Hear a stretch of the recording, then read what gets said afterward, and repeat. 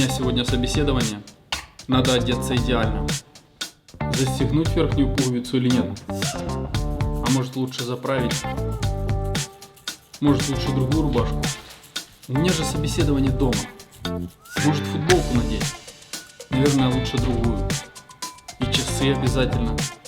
А какого цвета ремешок? Наверное, лучше черный. Или коричневый. Или синий. А как лучше, в очках или без? Наверное, лучше в очках. Я в них умнее кажусь. Или лучше без них? Чтобы не подумали, что я ботан. Собеседование не началось, и я уже устал.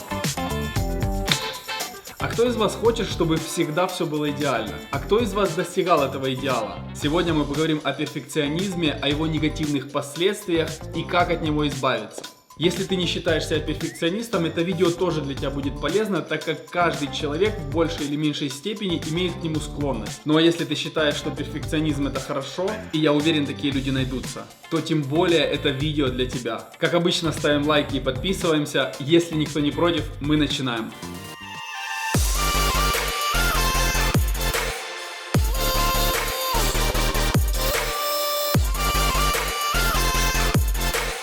Давай сразу начнем с самого главного и разберемся с терминами. Перфекционизм – это убеждение, что идеал может и должен быть достигнут, и что несовершенный результат не имеет права на существование. А теперь еще раз. Перфекционизм – это убеждение, что идеал может и должен быть достигнут, и что несовершенный результат работы не имеет права на существование. В то время как перфекционист – это человек, который отказывается принимать ничего, кроме идеала. То есть человека-перфекциониста не устраивает ни один из вариантов, кроме идеального, который он сам себе придумал. А что вообще такое идеал? Для каждого человека это понятие разное, и я вообще не уверен, что он существует. Что вообще такое идеал?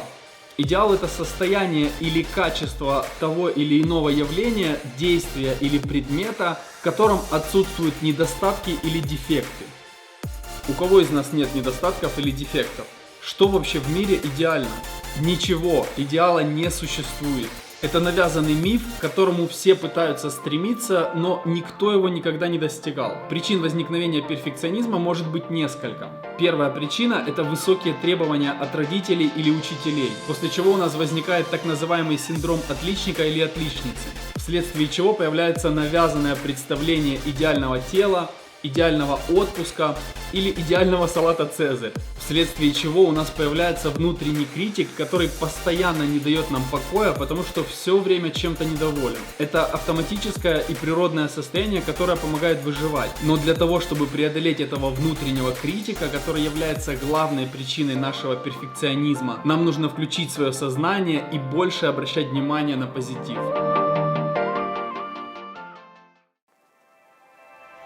На первый взгляд, перфекционизм может показаться безобидным образом мышления, но на самом деле он может привести к очень серьезным последствиям. Самое первое, на что хотелось бы обратить внимание, перфекционизм создает ограничения. Твое желание сделать все идеально, на самом деле это то, что тебя держит и мешает твоему росту и развитию. Потому что у тебя в голове только один сценарий развития событий, который маловероятен, и при этом мы отказываемся принимать любые другие сценарии. Второе, перфекционизм демотивирует. Потому что когда мы себя сравниваем с другими людьми, мы в любом случае обречены на провал. Если мы в чем-то лучше кого-то, то у нас появляется завышенная самооценка. Если хуже, то заниженная. И в том и в другом случае наша мотивация будет на низком уровне. Третий пункт – идеал невозможно достичь.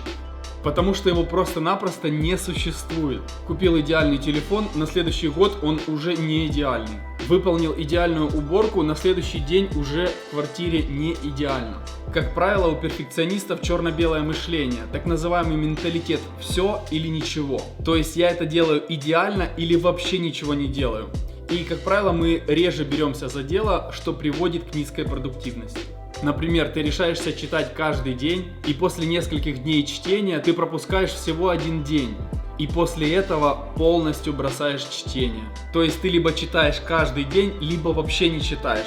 Хотя на самом деле 3 раза в неделю это лучше, чем ничего.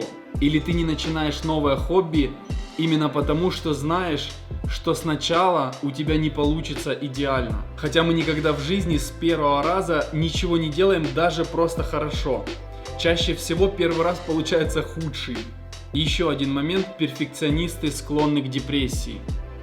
Потому что они все всегда идеализируют и создают ожидания, которые никогда не оправдываются, вследствие чего все время чувствуют неудовлетворение. Следующий пункт: прокрастинация – это следствие перфекционизма. То есть мы постоянно откладываем дела на потом именно потому, что мы считаем, что мы не готовы сделать все идеально. И в итоге у нас пропадает интерес, потому что мы считаем, что мы никогда не будем готовы к тому, чтобы сделать все идеально.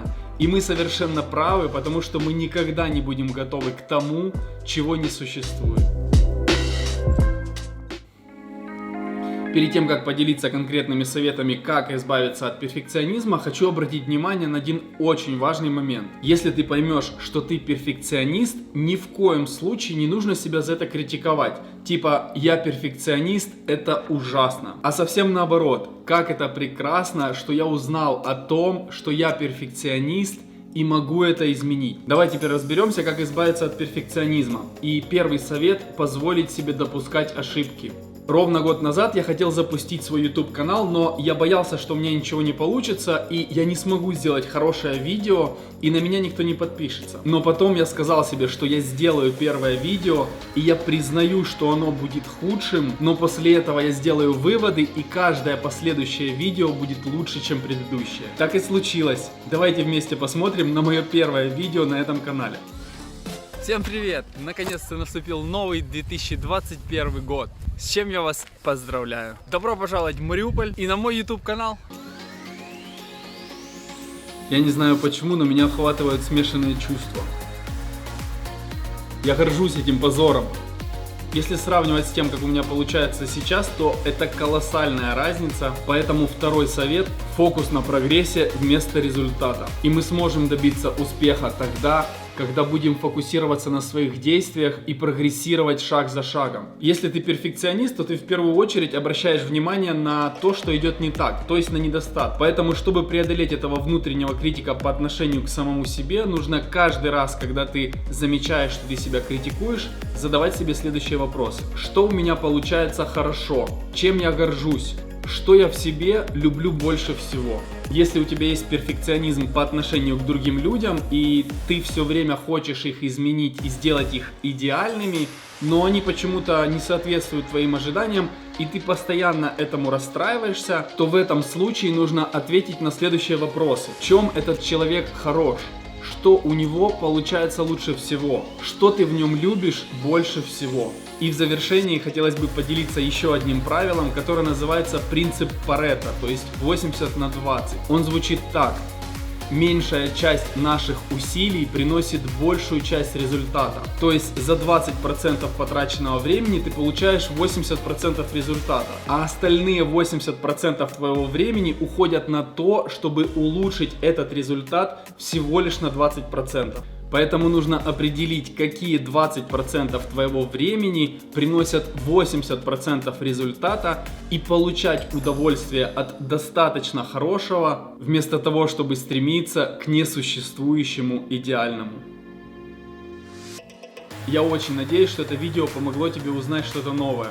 Поделись, пожалуйста, в комментариях, считаешь ли ты себя перфекционистом и как с этим справляешься. Для того, чтобы подытожить, хотелось бы сказать, что перфекционисты постоянно фокусируются на цели и пытаются создать идеальный образ результата. Все время критикуют и обращают внимание на то, что идет не так. Вместо того, чтобы получать удовольствие от настоящего момента и фокусироваться на своих действиях и личном прогрессе. Поэтому, если ты хочешь стать счастливее и кайфовать от жизни, то тебе нужно научиться получать удовольствие от хорошего результата, не пытаясь его сделать идеальным. Хвалить себя за хорошие поступки и принимать людей такие, какие они есть. Но если тебе очень захочется кого-то изменить, задай себе один вопрос: что я должен изменить в себе для того, чтобы они сами захотели измениться? Всем спасибо за просмотр, до встречи в следующем выпуске, пока!